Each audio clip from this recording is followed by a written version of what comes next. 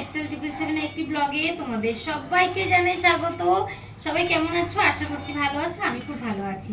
তো এখন ঘড়িতে বাজে প্রায় 1:30 বা কাছাকাছি।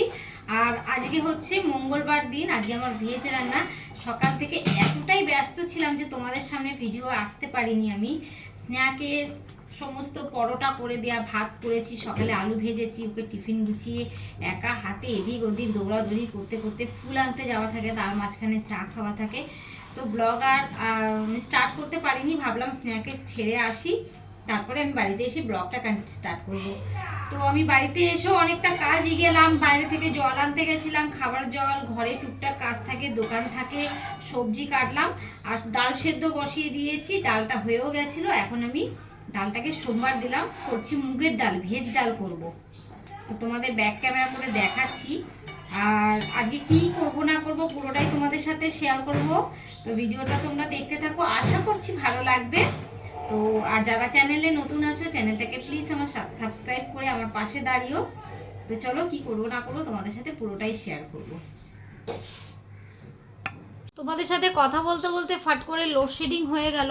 আর দেখো, জানি না কতটা দেখতে পারবে, একদম অন্ধকার হয়ে গেছে। আমি জানলাটা খুলে দিয়েছি, যেটুকু আলো আসার হয় আসবে। আর এখানে আছে মুগের ডাল সেদ্ধ করে নিয়েছিলাম। এখানে বিনস, গাজর, মটরশুঁটি, ফুলকপি দিয়ে ঘি দিয়ে জিরে তেজপাতা শুকনো লঙ্কা ফোড়ন দিয়ে সবজিটাকে ভাজা করে নিয়েছিলাম। আর এটা মুগের ডালটা সম্বর দিয়েছি। এখন একটু মিষ্টি দিলাম আর নুনটা চেক করেছিলাম। আর এখানে দিয়েছি একটা কাঁচা পাকা টমেটো। টমেটোটা দিলে বেশ টকটক হয়, আমার ভালো লাগে, ওই জন্য দিয়েছি। আর সকালে আলু ভাজা পরোটা হয়েছিল, তো বাকি আলু ভাজা রয়েছে। আমি একটু বেগুন ভেজে নিয়েছি আমার দুবেলার জন্য। স্নেহা তো বেগুন খাই না। আর এখানে একটু ধনেপাতা আছে, ডালে দেবো এখন ধনেপাতা। ডালটা হয়ে গেছে। আর করব সিম দিয়ে। এখানে একটু সাদা সর্ষে আর পোস্ত নিয়েছি। আমি স্নানে যাব এখন, স্নান সেরে পুজো দিয়ে তারপরে এটা গরম গরম সিমেরটা করব, মানে তেল সিম করব। তো আমার রান্না হয়ে গেছে। সকাল থেকে আজকে টিফিন খাবারও টাইম পাইনি। দেখো পরোটা স্ন্যাকে দিয়েছে আর আমার পরোটাটা পড়েই রয়েছে। তো ভাবছি একেবারেই ভাত খাবো। ভাত আমার হয়েই গেছে, এখন ডালটা নামাবো। এদিকে বেগুন ভাজা আলু ভাজাও হয়ে গেছে। পুজো টুজো দিয়ে এসে তারপরে আমি সিমটাকে করব।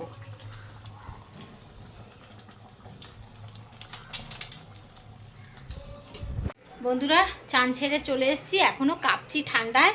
চলো এবার একটু ঠাকুরের নাম নেওয়া যাক। ঠাকুর আমি এখনও শয়ন তুলিনি, কেননা সকালবেলা উঠে না বন্ধুরা টাইম হচ্ছে না, মানে স্নেহার দিকে খাবার টিফিন করতে হয়। তো আর আমি ইচ্ছা করেও করি না। খানিকটা ভাবি কি ঠাকুর তো ঠান্ডাতে শয়ন তুলি তো হয়ে যাবে, ঠান্ডা লাগবে, থাক। আমি এই ঘরে জানলা ঠান্ডাও খুলি না। এখন রোদ উঠেছে, এই জানলাটা একটু আগে খুললাম, ঠাকুরের বাসনগুলো যেহেতু ধুয়ে দিয়েছি। আর এই পাশে জানলাটা খুলবো, কেন ঠাকুরগুলো ঠান্ডা লাগে।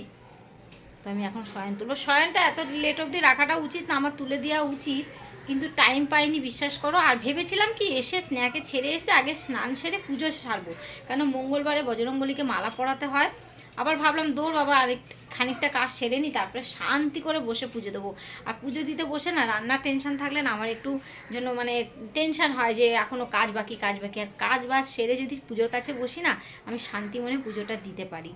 ঠাকুরের এখনও লাইটটাও জ্বালাইনি আজকে।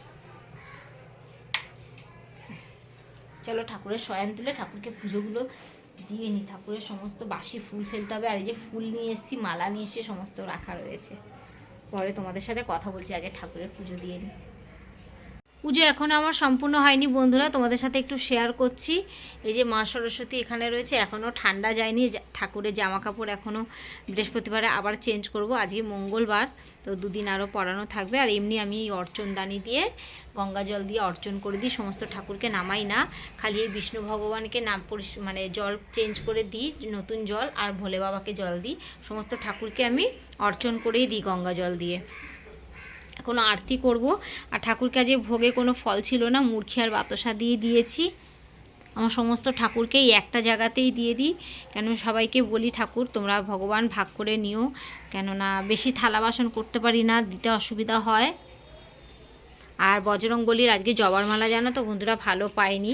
জবার মালা সে কীরকম ছিল, ওর জন্য ভাবলাম একটা এমনি মালা নিয়ে এসেছি আর একটা জবা ফুল নিয়ে এসেছি, এটাই দিয়ে দেবো বজরংবলী। আর আমার বজরংবলী আমার আসনে নেই, আমার পাঁচমুখী হনুমানজি আমার গেটের বাইরে থাকে। আর এই যে তুলসী পাতা নিয়েছি আর ভগবানকে টিপ পরাবো, অরেঞ্জ কালারের সিঁদুর।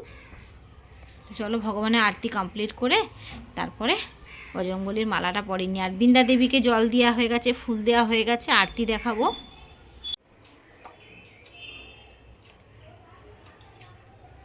বন্ধুরা পুজো আমার কমপ্লিট হয়ে গেছে, ঠাকুরের প্রসাদ নামাবো এখনও। আর এই যে একটু ধুনো ধরাবো, আজকে কর্পূর দিয়ে ভাবছি, মঙ্গলবার দিন আছে।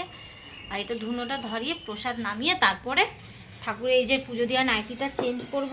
তারপরে রান্না যেটুকু বাকি আছে রান্না সারবো। এখনও শিলনোড়া বার করতে হবে, কেননা পোস্ত আর সর্ষেটা এখনও বাটা হয়নি। ওটা বেটে গরম গরম করে নেবো, ফটাফট হয়ে যাবে। সিম তো বেশি সময় লাগে না।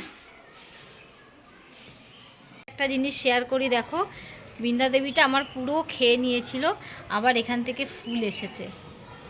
আমি একদম শুকিয়ে গেছিলো, যেই ডাঁটিগুলো তুলসী গাছের কেটে দিয়েছিলাম, দুটো ডাঁটি বেঁচেছিল, ওখানেই আবার ফুল এসছে। এই চড়াই পাখির জন্য না সত্যি একদম গাছ রাখাই যায় না।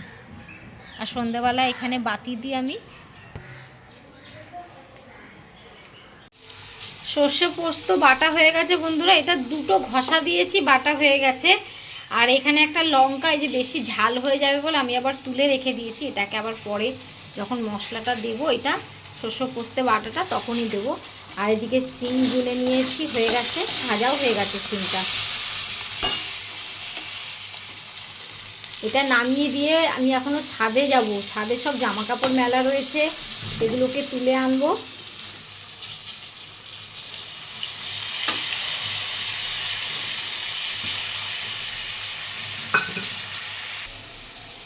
এদিকে হয়ে গেছে শস্য পোস্ত দিয়ে আমার সিমের।